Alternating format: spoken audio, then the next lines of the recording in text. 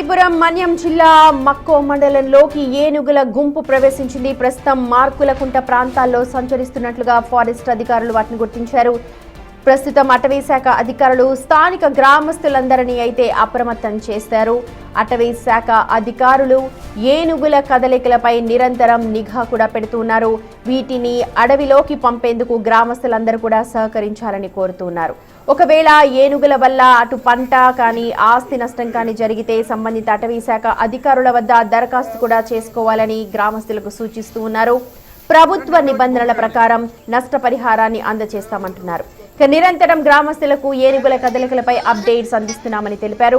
ఎలాంటి అవాంఛనీయ ఘటనలు కూడా జరగకుండా గ్రామస్తులు అప్రమత్తంగా ఉండి అటవీ అధికారులకు పూర్తిగా సహకరించాలని విజ్ఞప్తి చేస్తూ ఉన్నారు.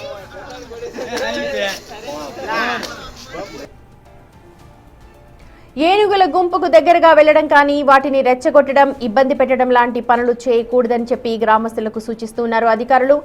ఏనుగులను చూడాలి అన్న కుతూహలంతో వాటి సమీపానికి వెళ్లడం చాలా ప్రమాదకరమని హెచ్చరించారు. ముఖ్యంగా పిల్లలు, వృద్ధులు ఏనుగులకు చాలా దూరంగా ఉండాలి అని చెప్తున్నారు. దూరం నుండే వాటి కదలికలను గమనించాలన్నారు.